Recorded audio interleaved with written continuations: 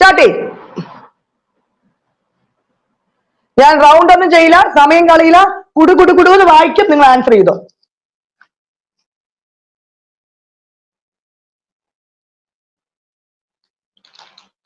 താഴെ പറയുന്നവിൽ come on come on get up.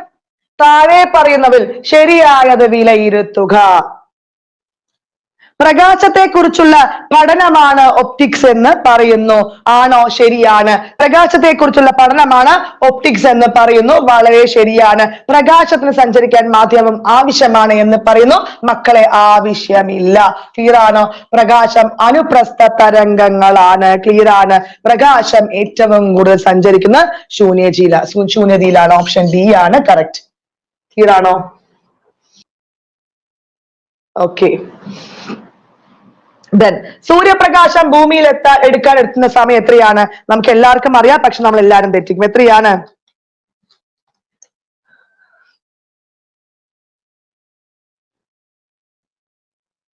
Option എത്രയാണ്? 500 second. 1.3 എന്താണ്?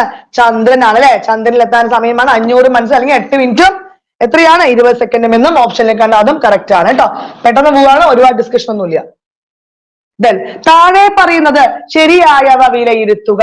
താഴെ പറയുന്നത് എന്താണ്? താഴെ പറയുന്നവൽ ശരിയായവ വിലയിരുത്തുക. പ്രകാശത്തിന് വേഗത ഏറ്റവും കുറഞ്ഞ മാധ്യമമാണ് വജ്രം. വളരെ ഇമ്പോർട്ടന്റ് ആണ് കേട്ടോ. ആദ്യത്തെ ഒരു 30 ചോദ്യം വളരെ ഇമ്പോർട്ടന്റ് ആണ്. ക്ലിയർ ആണോ? അത് ബാക്കി ഇമ്പോർട്ടന്റ് ആണ്, എന്നാൽ ഒന്നുകൂടി ഊന്നൽ കൊടുത്ത് പഠിക്കേണ്ട ഭാഗം കേട്ടോ. പ്രകാശ സാന്ദ്രത ഏറ്റവും കുറഞ്ഞ മാധ്യമം ഏതാണ് പറയുന്നത്? ശൂന്യത എന്ന് പറയുന്നു. ക്ലിയർ ആണ്. പ്രകാശത്തിന്റെ തീവ്രതയുടെ യൂണിറ്റ് ആണ് കാൻഡ്ല എന്ന് പറയുന്നു. ഞാൻ പ്രകാശം വഹിക്കുന്നു എന്ന അർത്ഥമുള്ള മൂലകമാണ് എന്താണ്? ഫോസ്ഫറസ്. ക്ലിയർ ആണോ? എല്ലാം ശരി. ക്ലിയർ ആണോ?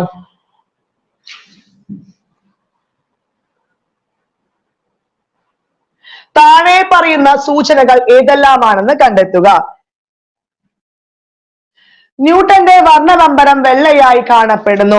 ദൂരെ നിന്ന് നോക്കുമ്പോൾ വെള്ളച്ചാട്ടം എന്താണ്? വെള്ളച്ചാട്ടം നിശ്ചലമായി കാണപ്പെടുന്നു. വേഗത്തിൽ ചുറ്റുന്ന ദീപത്തിന്റെ പാത വൃത്താകൃതിയിൽ കാണപ്പെടുന്നു. സിനിമാ സ്ക്രീനിൽ ദൃശ്യങ്ങൾ ചലിക്കുന്നതായി തോന്നുന്നത്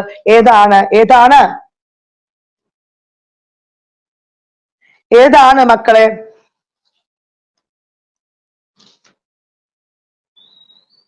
എന്താണ് ആൻസർ? വീക്ഷണ സ്ഥിരത അല്ലെ. വീക്ഷണ സ്ഥിരതയാണ്. ഓപ്ഷൻ എ ആണ് ആൻസർ. എന്താണ്? Option A. ഓക്കെ. മിനുസമുള്ള പ്രതലത്തിൽ തട്ടി പ്രകാശം തിരിച്ചു വരുന്ന പ്രതിഭാസം എന്താണ്?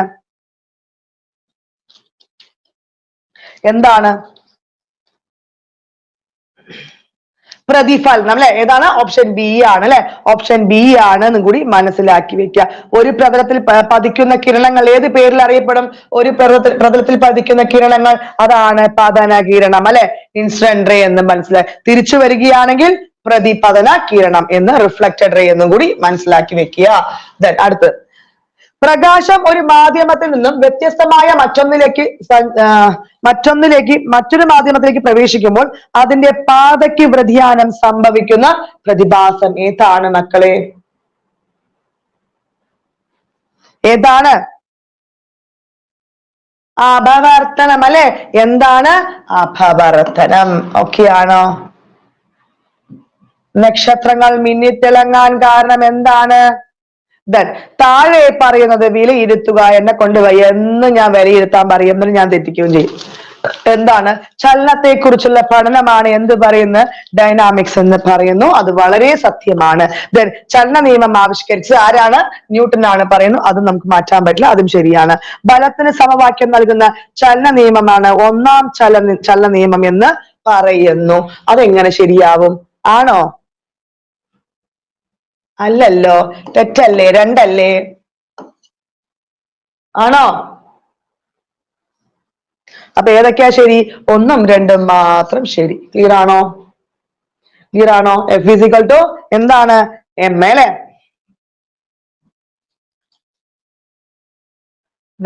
താഴെ പറയുന്നത് വിലയിരുത്തുക മക്കളെ. എന്താണ്? സൂര്യൻ എന്താണ്?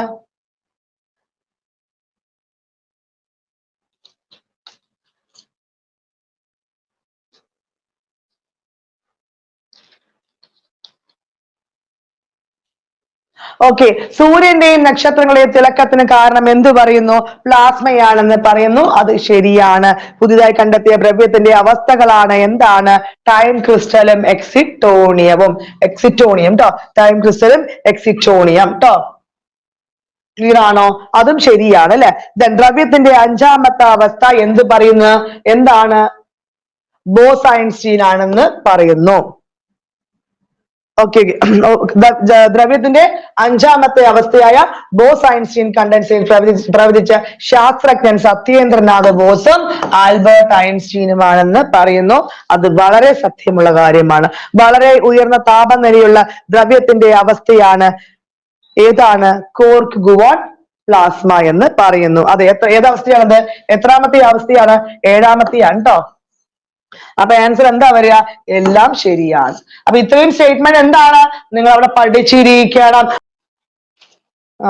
then ഒരേ സമയം വൈദ്യുത ചാലകവും വൈദ്യുത പ്രതിരോധയും എന്താണ്?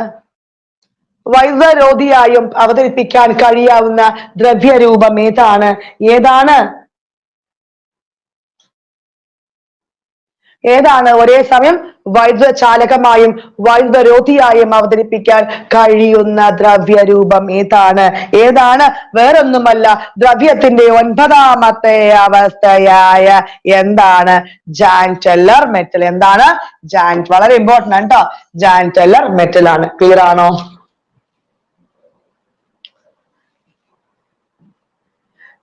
താഴെ പറയുന്നത് ശരിയായി അങ്ങോട്ട് വിലയിരുത്തിയേ.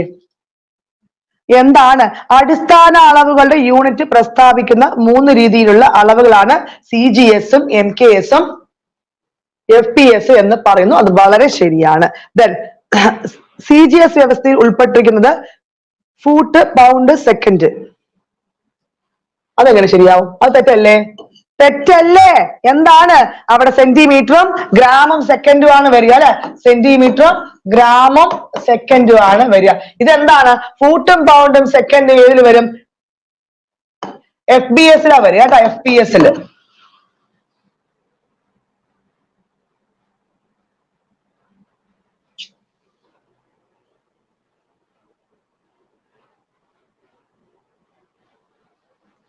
ഓക്കെ ആണോ?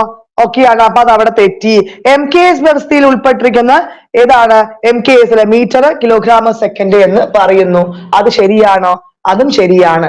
ക്ലിയർ ആണോ? നാലാമത്തെ എന്താണ്? SI യൂണിറ്റുകൾ സമ്പ്രദായത്തിലെ പൂരക യൂണിറ്റുകളുടെ എണ്ണം എന്ന് പറയുന്നത് വളരെ 2 ആണ്. ഓക്കെ ആണോ? MKS സമ്പ്രദായത്തിനെ പരിഷ്കരിച്ച രൂപമാണ് ട്ടോ ഈ SI സമ്പ്രദായം. MKS-ന്റെ പരിഷ്കരിച്ച രൂപമാണ് SI എന്ന് കൂടി മനസ്സിലാക്കി വെക്കുക. അതുപോലെ ഇന്ന് ആഗോളതലത്തിൽ അംഗീകരിച്ചിട്ടുള്ള ഏത് സമ്പ്രദായമാണ്? SI ആണെന്ന് കൂടി മനസ്സിലാക്കുക. SI-ന്റെ അടിസ്ഥാന യൂണിറ്റുകളുടെ എണ്ണം എത്രയാണ്? 7 ആണെന്ന് കൂടി മക്കൾ ഓർത്തു വെക്കുക. ക്ലിയർ ആണോ? then ചേരുംപടി ചേർക്കുക. ചേരുംപടി ചേർക്കാണ്ട് ഞാൻ ഒരു ക്വസ്റ്റ്യൻ പോലും ഇടില്ല. എനിക്കെന്തോ അത് വല്ലാത്തൊരു വീക്ക്നെസ് ആണ്. ഇത് നോക്കുക വേണ്ട കേട്ടോ. ഈ ഓപ്ഷൻ നോക്കണ്ട. എന്താണ് ഒരു ഫാത്തം എന്ന് പറയുന്നത്? എത്രയാണ് എന്നാണ് ചോദ്യം. ഒരു ഫാത്തം എന്ന് പറയുന്നത്. ശരി പോട്ടെ, ഇതൊന്നും നോക്കണ്ട. അവിടെയൊക്കെ മാച്ച് കാണാം കേട്ടോ.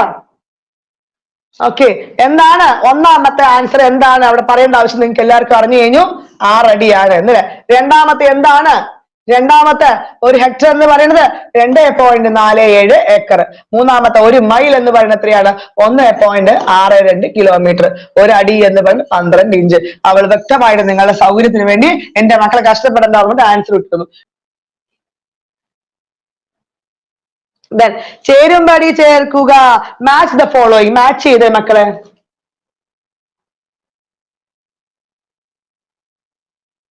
എന്താണ് ത്വരണം? ത്വരണം എന്താ വരിക? ത്വരണത്തിന് എന്താ ആൻസർ വരിക? ഒന്നാമത്തെ മീറ്റർ പെർ സെക്കൻഡ് സ്ക്വയർ വരും അല്ലെ. രണ്ടാമത്തെ കപ്പാസിറ്റൻസ് എന്ത് വരും? ഫാരഡ് എന്ന് വരും. മൂന്നാമത്തെ എന്താണ്? ആവൃത്തി ഹെഡ്സ് എന്ന് വരും. നാലാമത്തെ എന്താണ്? ബലം ന്യൂട്ടൺ എന്ന് പറയും. മർദ്ദം പാസ്കൽ. ഏതാണ് അപ്പൊ ഓപ്ഷൻ വരിക? ഓപ്ഷൻ എ വരും. ക്ലിയർ ആണോ?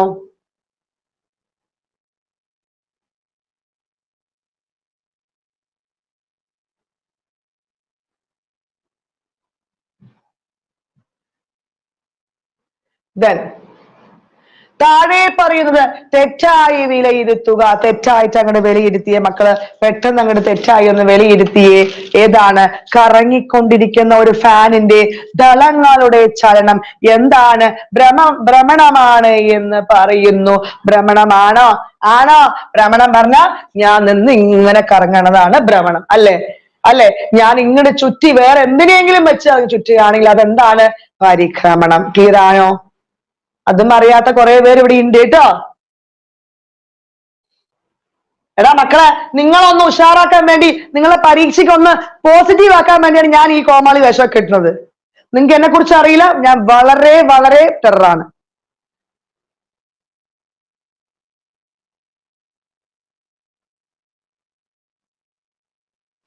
ഓക്കെ, എന്താണ്? ഭ്രമണമാണല്ല, എന്താണ്? പരിക്രമമാണ്. ക്ലിയർ ആണോ?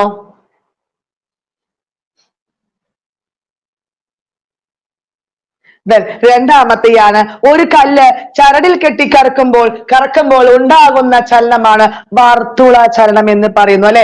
എന്താണ് വർത്തുള ചലനം? ഒരു വസ്തുവിന്റെ വൃത്താകാരത്തിലുള്ള ചലനത്തെയാണ്, അല്ലെ? എങ്ങനെയാണ് ഒരു ചരട് ഇങ്ങനെ കറക്കില്ലേ? ഒരു ചരട്, അല്ലെ? ഒരു ചരട് ഇങ്ങനെ പിടിച്ചിട്ട് ചരടിന്റെ അറ്റോട്ട് ഒരു കല്ല് വെച്ചിട്ട് ഇങ്ങനെ നമ്മൾ കറക്കില്ലേ?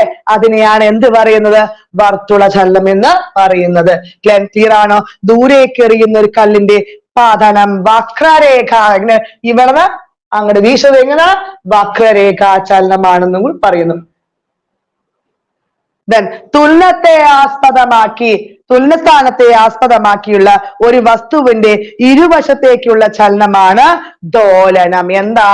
എന്താണ് ദോലനം? ഇങ്ങനെ എന്താണ്? സീസോ, ഊഞ്ഞാല്, അല്ലെ? പിന്നെ വാച്ച്, ഇങ്ങനെ പണ്ടത്തെ വാച്ചുകളൊക്കെ എങ്ങനെ ഉണ്ടാവും? പണ്ടത്തെ വാച്ച് ടിങ് ടിങ് ടിങ് ടിങ് അടിക്കില്ലേ? അതൊക്കെ എന്താണ്? ദോലനമാണ്. ക്ലിയർ ആണോ? അപ്പൊ അത് ശരിയാണ്. ക്ലിയർ ആണോ? ഒന്ന് മാത്രമാണ് തെറ്റ്. ആണോ?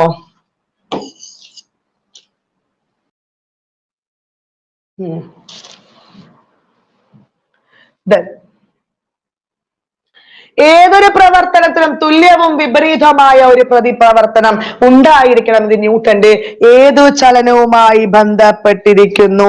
ഏതാണ്? മൂന്നാം ചലനം, അല്ലെ? For every action there is a equal and opposite reaction, അല്ലെ? എന്താണ്? For every action there is an equal and opposite reaction എന്ന് പറയുന്നതാണ്. ക്ലിയർ ആണോ? അതാണ് ന്യൂട്ടന്റെ തേർഡ് ലോ എന്നും കൂടി മനസ്സിലാക്കി വെക്കുക. ഓക്കെ ആണോ? ഓക്കെ ആണോ? ഒന്നാമത്തെ ഏതാണ്? ലോ ഓഫ് ഇനീഷ്യ, അല്ലെ? ജഡത്വ നിയമം. ക്ലിയർ ആണോ? രണ്ടാമത്തിൽ വരികയാണ് F=ma, അല്ലെ? ഈ മൂന്നാം ചലനത്തിന് ഉദാഹരണം എന്തൊക്കെയാണ്? മൂന്നാം ചലനത്തിന് ഉദാഹരണം ഓക്കെ ആണോ? എന്താണ്? തോക്കിൽ നിന്നും പായുന്ന വെടിയുണ്ട ഏതിന് ഉദാഹരണമാണ്? ഇങ്ങോട്ട് നമ്മൾ വലിച്ചിട്ടല്ലേ അതാക്കുന്നത്? തോക്കിൽ നിന്ന് പായുന്ന വെടിയുണ്ട ചോദിച്ചിട്ടുണ്ട്. ഏതിനാണ്? ന്യൂട്ടന്റെ തേർഡ് ലോ എന്നും കൂടി മനസ്സിലാക്കി വെക്കുക. അതുപോലെ തോണി തുഴയുക ഒക്കെ ഏതാണ്? ന്യൂട്ടന്റെ മൂന്നാം ചലനവുമായി ബന്ധപ്പെട്ടതാണ്. ക്ലിയർ ആണോ?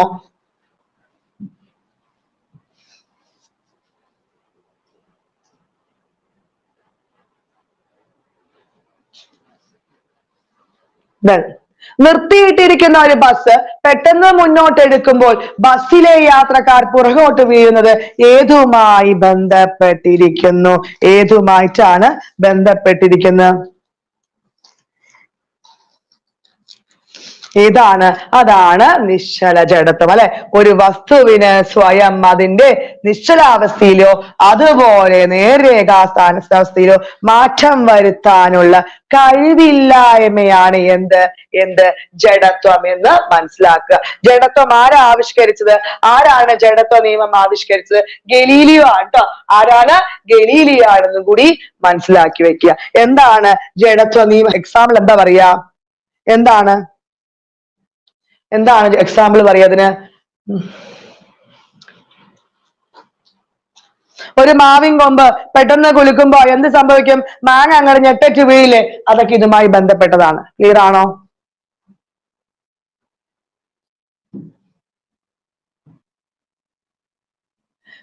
താഴെ പറയുന്നത് ശരിയായവ വിലയിരുത്തുക. ഓക്കെ ആണോ? ദെൻ താഴെ പറയുന്ന ശരിയായത് എഴുതുക. എന്താണ്? ചലിച്ചുകൊണ്ടിരിക്കുന്ന വസ്തുക്കളുടെ സവിശേഷ ഗുണമാണ് ആക്കം എന്ന് പറയുന്നു. ക്ലിയർ ആണ്, അത് വളരെ ക്ലിയർ ആണ് അല്ലെ. ദെൻ ആക്കം ഒരു അതിശ അളവാണ് എന്ന് പറയുന്നു. ആരാ പറഞ്ഞത്? തെറ്റല്ലേ, അത് സദിശ അളവാണ് അല്ലെ. ക്ലിയർ ആണോ?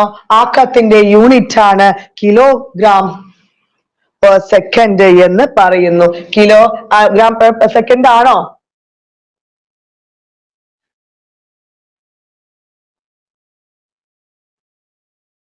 മൂന്നാമത്തെ സ്റ്റേറ്റ്മെന്റ് കറക്റ്റ് ആണോ തെറ്റാണോ? നാലാമത്തെ ആക്കം ഇൻക് മാസ് ഇൻറ്റു പ്രവേഗമാണ് അല്ലെ. എന്താ പറയാ? P = mv എന്ന് പറയും. അത് ശരിയാണ്.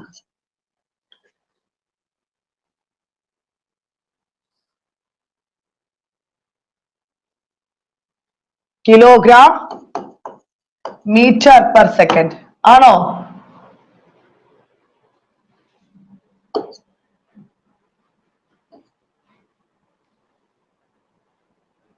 ഓക്കെ ആണോ? മൂന്നാമത്തെ തെറ്റാണ്.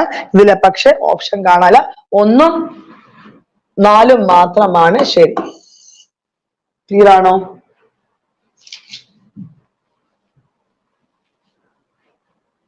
ശരിയായത് വിലയിരുത്തുക. ഇന്ത്യയുടെ ആദ്യത്തെ കൃത്രിമ ഉപഗ്രഹമാണ് ആര്യഭട്ട. ഇന്ത്യയുടെ ആദ്യത്തെ കൃത്രിമ ഉപഗ്രഹമാണ് എന്താണ്? ആര്യഭട്ട എന്ന് പറയുന്നു. ആര്യഭട്ട എപ്പോഴാ വിക്ഷേപിച്ചത് മക്കളെ? 1975 അല്ലെ, ഏപ്രിൽ മാസം. Date important. 19-ാം തീയതിയാണ് എന്ത്? ആര്യഭട്ട വിക്ഷേപിച്ചത്. ശരിയാണ്. ഇന്ത്യയുടെ ആദ്യ ഭൗമ നിരീക്ഷണ ഉപഗ്രഹമാണ് ഭാസ്കര 1. ഭാസ്കര 1 എപ്പോഴാണ് നിക്ഷേപിച്ചത്? 1979 അതെ, ജൂൺ മാസം 7-ാം തീയതിയാണ് എന്നാണ് എന്റെ പ്രവചനം. ആണോ? ഇതാണോ മക്കളെ? എന്റെ ഒരു ഡൗട്ടാണ്. ആണോ?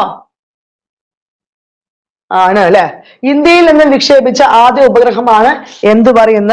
രോഹിണി എന്ന് പറയുന്നു. അത് വളരെ ശരിയാണ്. കാരണം ആ വർഷം ഒരുപാട് PSC ചോദിച്ചിന്. 1980 ജൂലൈ 18.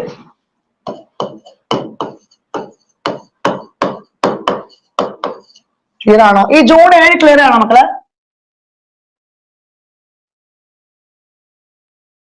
ജൂൺ 7 ഉറപ്പാണ് കേട്ടോ. കാരണം എന്താ അറിയോ മക്കളെ? ഈ 3 ഡേറ്റും പരീക്ഷയ്ക്ക് ചോദിച്ചിട്ടുണ്ട്.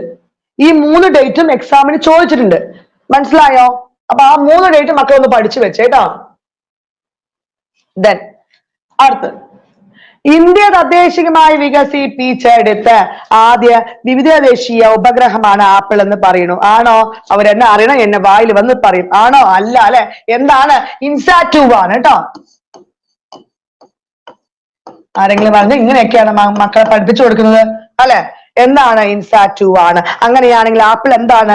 ഇന്ത്യ ആദ്യ വാർത്താവിനിമയ ഉപഗ്രഹമാണ് അല്ലെ. ISRO നിർമ്മിച്ച ആദ്യ ഭൂസ്ഥിര ഉപഗ്രഹമാണ്. 1981 വന്നിട്ട്. വളരെ ഡേറ്റ് ഇമ്പോർട്ടൻ്റ് ആണ്. 1981 കൂടി മനസ്സിലാക്കുക. ഡേറ്റ് വന്നിട്ട് ജൂൺ 19. ക്ലിയർ ആണോ? ക്ലിയർ ആണോ? അപ്പൊ എന്താണ്? ഏതൊക്കെയാണ് അവിടെ ശരി വന്നത്? 1ഉം 2ഉം 3ഉം മാത്രമാണ് ശരി. ക്ലിയർ ആണോ? നാലാമത്തെ തെറ്റ്. ഓക്കെ. ദെൻ ഇന്ത്യയുടെ റോക്കറ്റ് വിക്ഷേപണ കേന്ദ്രം. ഇത് പലവരും തെറ്റിക്കുന്നുണ്ട്. ഏതെങ്കിലുമൊക്കെ പോയി അടിക്കും. തുമ്പ അടിക്കും, ചന്ദിപ്പൂർ അടിക്കും അല്ലെ, ഫ്രഞ്ച് ടവറും അടിക്കും. ഏതാണ്? ഏതാണ്? ഏതാണ്? തുമ്പയാണ് അല്ലെ. തുമ്പയാണ്. ക്ലിയർ ആണോ? മിസൈൽ ആണെങ്കിൽ ചാന്ദിപ്പൂർ അല്ലെ. ക്ലിയർ ആണോ? മിസൈൽ മാൻ ഓഫ് ഇന്ത്യ എന്നറിയപ്പെടുന്നത് ആരാണ്? നിങ്ങൾക്ക് എല്ലാം അറിയാം. ആരാണ്? ആരാണ്? APJ അബ്ദുൽ കലാം ആണ് അല്ലെ. അങ്ങനെയാണെങ്കിൽ K ശിവൻ എന്താണ് മക്കളെ? K ശിവൻ എന്താണ്?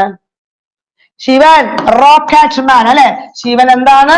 റോക്കറ്റ് മാൻ ആണെങ്കിൽ ശിവതാണുപിള്ള എന്താണ്? ശിവതാണുപിള്ള എന്താണ് മക്കളെ?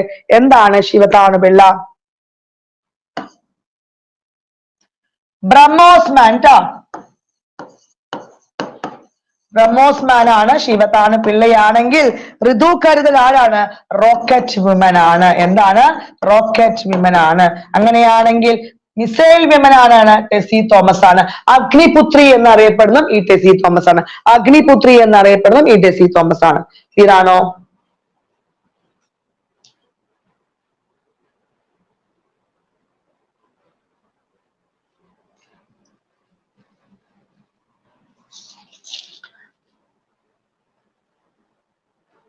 താഴെ പറയുന്നത് ശരിയായത് വിലയിരുത്തുക.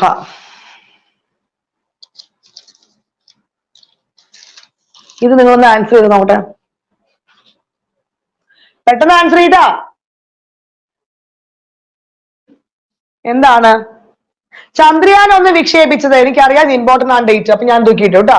ചന്ദ്രയാൻ ഒന്ന് വിക്ഷേപിച്ചത് ആരാണ് മക്കളെ? ആരാണല്ല, ഏത് വർഷമാണ്? നമുക്ക് നോക്കാം. 2008 ഒക്ടോബർ മാസം 21 തീയതിയാണ് ചന്ദ്രയാൻ ഒന്ന് വിക്ഷേപിച്ചത് എന്ന് പറയുന്നു.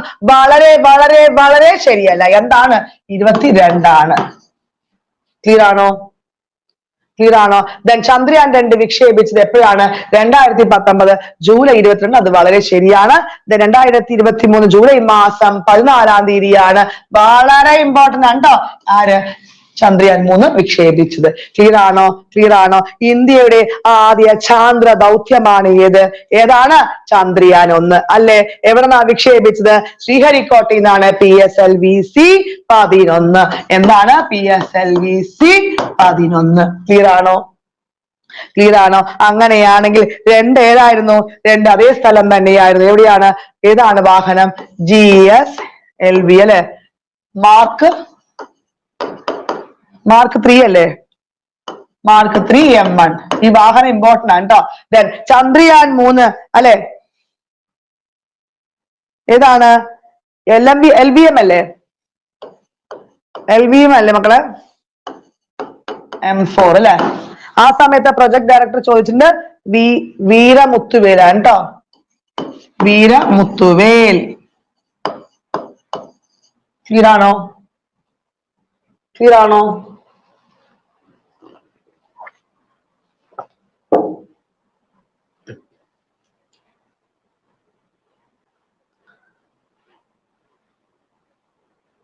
ഓക്കെ ആണോ?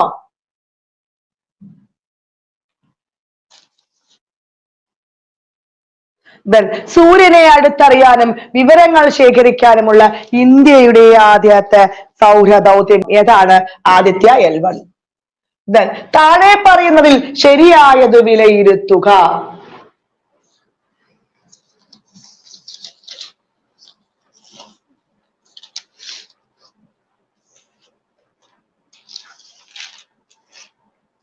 ജലത്തിൽ താഴ്ത്തി വച്ചിരിക്കുന്ന കമ്പ് വളഞ്ഞതായി തോന്നുന്നത് അപവർത്തനമാണെന്ന് പറയുന്നു. ശരിയാണ്.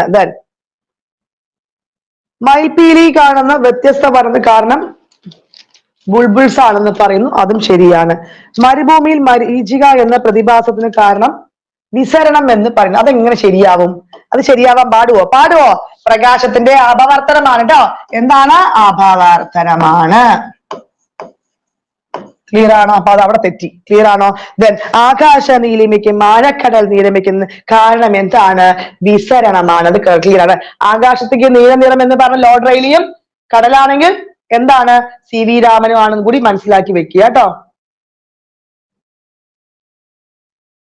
ക്ലിയർ ആണോ? അപ്പൊ ഏതൊക്കെയാണ്? 1, 2, 4 ശരി. 1, 2, 4 ഓപ്ഷൻ D ആണ്.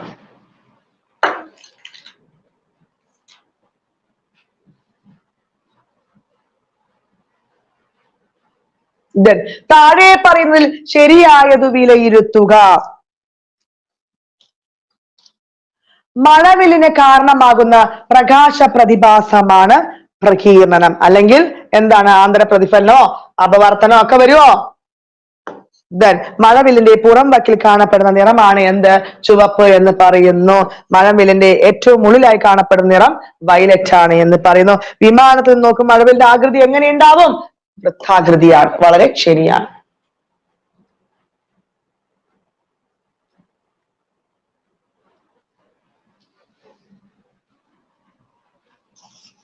താഴെ പറയുന്നത് വിലയിരുത്തുക.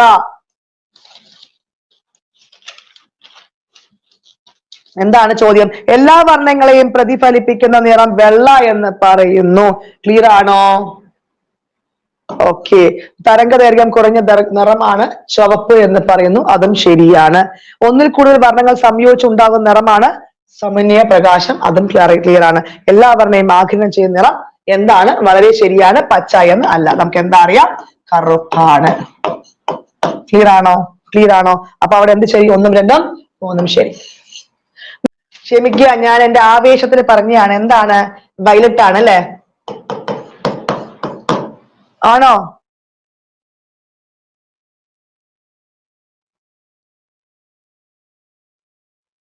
തരംഗദൈർഘ്യം കൂടുതലാണ് റെഡ് കേട്ടോ, കുറഞ്ഞതാണെങ്കിൽ വയലറ്റ്. ക്ലിയർ ആണോ? നിങ്ങൾക്ക് ഈ നിറങ്ങളുടെ ഒക്കെ ഒരു കോഡ് അറിയോ? ഈ നിറങ്ങളുടെ കോഡ് അറിയോ? ഒരു കോഡ് പറഞ്ഞു തരട്ടെ. പക്ഷെ നിങ്ങൾ എന്നെ ചീത്ത പറയാൻ പാടില്ല. കോഡ് വേണോ? ഈ നിറങ്ങൾ തമ്മിൽ 2 കളർ ചേർന്ന് കിട്ടിയാൽ നമുക്ക് ഇന്ന കളറാണ്. പരീക്ഷയ്ക്ക് എന്നും ആ ചോദ്യം ഉണ്ടാവും. ആരെടുത്ത് നിങ്ങൾ പറയാൻ പാടില്ല കേട്ടോ. ഓക്കെ ആണോ? ഒന്നും വിചാരിക്കാൻ പാടില്ല. പക്ഷെ എനിക്ക് അതായത് 2 വർണ്ണങ്ങൾ തമ്മിൽ ചേരുമ്പോ കിട്ടുന്ന നിറമാണ് ഞാൻ ഉദ്ദേശിക്കുന്നത്. നിങ്ങൾ ആരോട് പറയാൻ പാടില്ല കേട്ടോ. അറിയും, നിങ്ങൾക്ക് എല്ലാവർക്കും അറിയാം. പക്ഷെ ആരെടുത്തെങ്കിലും പറഞ്ഞാൽ ശരിയാക്കി തരും. ഓക്കെ ആണോ? ഇത് ഗാന്ധിജി. ഓക്കെ, ഇത് ഗാന്ധിജി.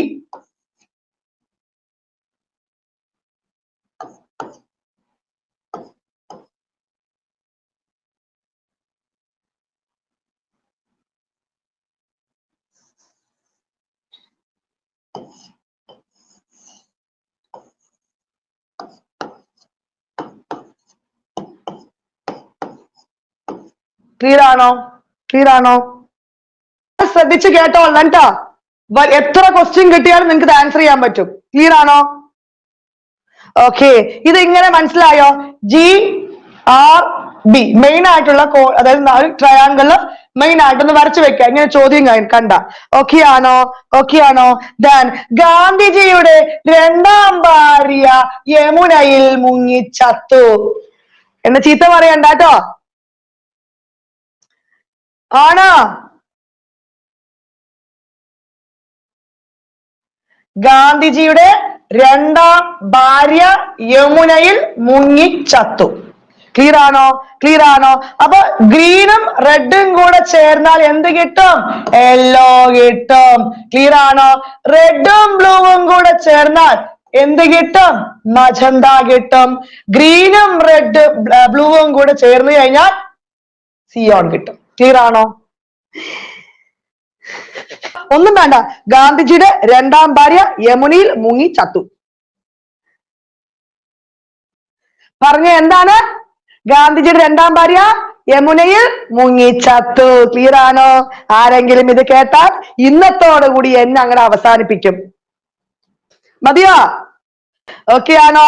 അപ്പൊ ക്ലിയർ ആണോ? അപ്പൊ ഇനി എങ്ങനെ കളർ എന്റെ മക്കൾക്ക് ചോദിച്ചാലും ആൻസർ ചെയ്യാൻ പറ്റും. ക്ലിയർ ആണോ?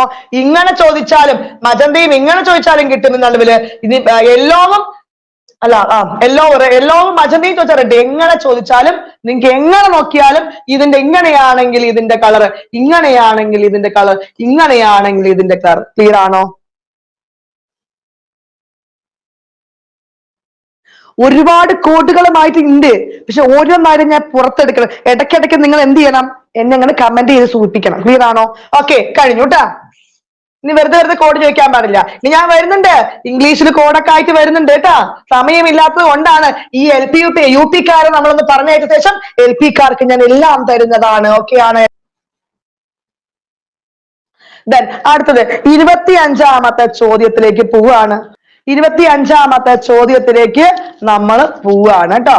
എന്താണ് 25ാമത്തെ ചോദ്യം? ദെൻ സൂര്യപ്രകാശത്തിന് 7 നിറങ്ങൾ ഉണ്ടെന്ന് കണ്ടെത്തിയ ഐസക് ന്യൂട്ടൻ ആണ് എന്ന് പറയുന്നു. അത് ശരിയാണ്. പറയും. സൂര്യപ്രകാശത്തിന് 7 നിറങ്ങൾ എന്ന് കണ്ടെത്തിയത് ഐസക് ന്യൂട്ടൻ ആണ് എന്ന് പറയുന്നു. പ്രകാശത്തിന്റെ ക്വാണ്ടം സിദ്ധാന്തം ആവിഷ്കരിച്ചത് റോമർ ആണെന്ന് പറയും. തെറ്റല്ലേ മക്കളെ? ആരാണ്? മാക്സ് പ്ലാങ്ക് ആണ് അല്ലെ? പ്ലാങ്ക് ആണ്. ഓക്കെ ആണോ? റോമൻ എന്താ കണ്ടുപിടിച്ചത്? പ്രകാശത്തിന്റെ വേഗത ആദ്യമായി കണക്കാക്കിയത്. പ്രകാശത്തിന്റെ വേഗത ആദ്യമായി കണക്കാക്കിയത്. ഓക്കെ ആണോ? പ്രകാശം അനുപ്രസ്ഥ തരംഗങ്ങളാണെന്ന് കണ്ടെത്തിയത് ആരാണ്? അഗസ്റ്റിൻ ഫ്രെണൽ ആണ്. ക്ലിയർ ആണോ? പ്രകാശത്തിന്റെ തരംഗ സിദ്ധാന്തം ആവിഷ്കരിച്ചത് ക്രിസ്ത്യൻ ഹൈജൻസ്. അവിടെ തെറ്റാണ് ചോദിച്ചത്. ഏതാണ്? 2 മാത്രമാണ് തെറ്റ്.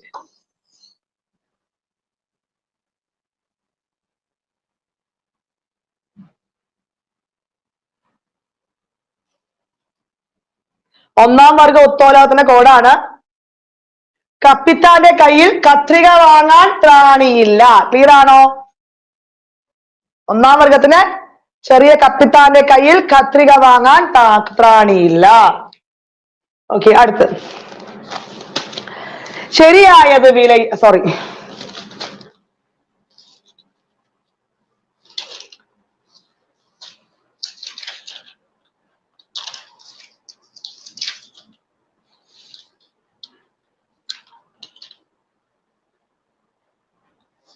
അടുത്ത ചോദ്യം ചേരുംപടി ചേർക്കുക കേട്ടോ. ചേരുംപടി ചേർക്കുക.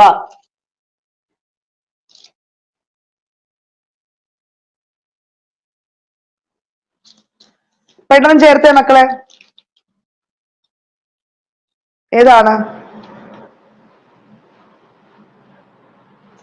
ഒന്നാമത്തെ ഏതാ വരിക? ഏതാ വരിക? ഒന്നാമത്തെ. സോണാർ എന്തിനാണ്?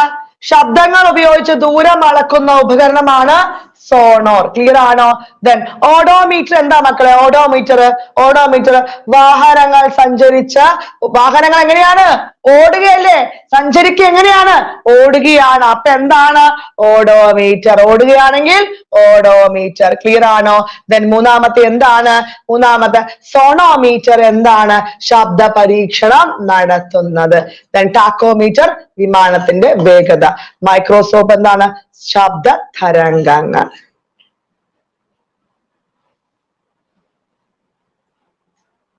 ഓക്കെ ആണോ?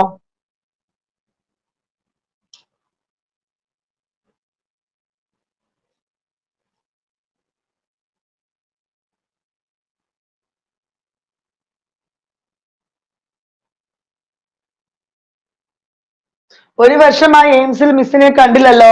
ഓഫ്ലൈൻ ആണോ ഓൺലൈൻ ആണോ എന്ന് ആദ്യം പറ.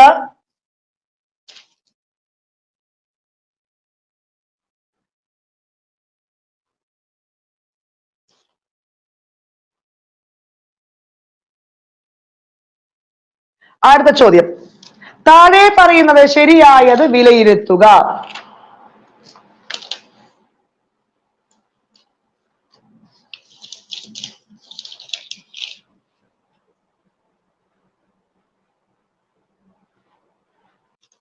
ശബ്ദത്തിന് സഞ്ചരിക്കാൻ മാധ്യമം ആവശ്യം ഇല്ല എന്ന് പറയുന്നു. അത് വളരെ ശരി അല്ലാത്തൊരു കാര്യമാണ്. മാധ്യമം ആവശ്യമാണ്. ദെൻ ശബ്ദം ഉണ്ടാകാൻ കാരണം കമ്പനമാണെന്ന് പറയുന്നു. ശരിയാണ്. ശബ്ദത്തിന് തീവ്രത അളക്കുന്ന യൂണിറ്റ് ആണ് ഹെഡ്സ് എന്ന് പറയുന്നു. അത് തെറ്റ് അല്ലെ? ഡെസിബൽ ആണ്. ഹെഡ്സ് എന്തിന്റെയാണ്? ആവൃത്തിയുടെയാണ്. കേൾക്കുന്ന ശബ്ദത്തിന്റെ കൂർമ്മതയാണ് സ്ഥായി എന്ന് പറയുന്നു. ഏതൊക്കെയാണ്? 2ഉം 4ഉം മാത്രമാണ് ശരി. തീരാണോ? ദെൻ ശരിയായത് വിലയിരുത്തുക. അങ്ങനെ വിലയിരുത്തിയേ. എടാ മക്കളെ, വിലയിരുത്തി. മനുഷ്യന്റെ ശ്രവണ പരിധിയിലും താഴ്ന്ന ശബ്ദമാണ് എന്ത്? ഇൻഫ്രാസോണിക് എന്ന് പറയുന്നു. ശരിയാണ്. ശബ്ദത്തിന്റെ കുറഞ്ഞ വേഗതയെ സൂചിപ്പിക്കുന്നതാണ് സബ്സോണിക്. ക്ലിയർ ആണോ? ശബ്ദത്തെക്കാൾ 2 ഇരട്ടി വേഗതയെ സൂചിപ്പിക്കുന്നതാണ് സൂപ്പർസോണിക്. ശബ്ദത്തെക്കാൾ 5 ഇരട്ടി വേഗതയെ സൂചിപ്പിക്കുന്ന ഹൈപ്പർസോണിക്. എല്ലാം ശരിയാണ്.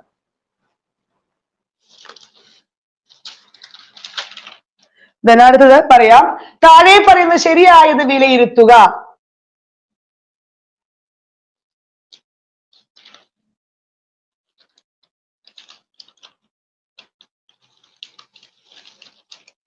മധ്യഭാഗം കനം കൂടിയതും വക്കുകൾ കനം കുറഞ്ഞതുമായ ലെൻസാണ് കോൺവെക്സ് ലെൻസ് എന്ന് പറയുന്നു. ക്ലിയർ ആണോ? ശരിയാണ് അല്ലെ? ദീർഘദൃഷ്ടി പരിഹരിക്കാൻ ഉപയോഗിക്കുന്നതാണ് എന്ത്?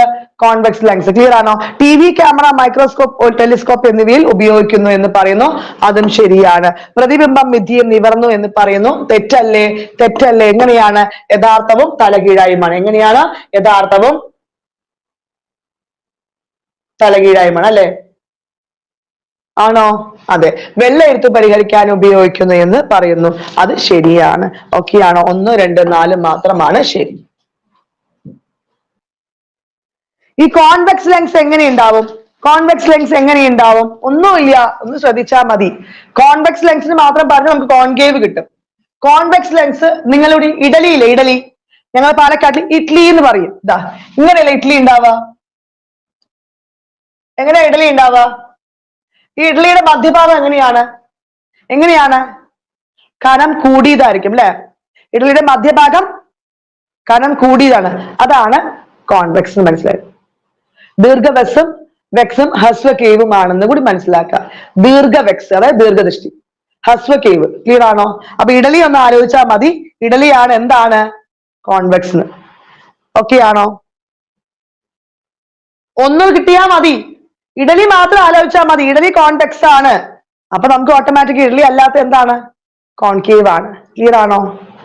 മധ്യഭാഗം കാണ. അപ്പൊ നമുക്ക് ആലോചിക്കാം നമ്മുടെ ഇഡ്ലി എന്താണ്? കോൺവെക്സ് ആണ്. ക്ലിയർ ആണോ? Hydraulic Jack, hydraulic lift, hydraulic press എന്നിവ പ്രവർത്തിക്കുന്ന അടിസ്ഥാന നിയമം എന്താ മക്കളെ? പാസ്കൽ നിയമമാണ്. എന്താണ്? പാസ്കൽ നിയമമാണ്.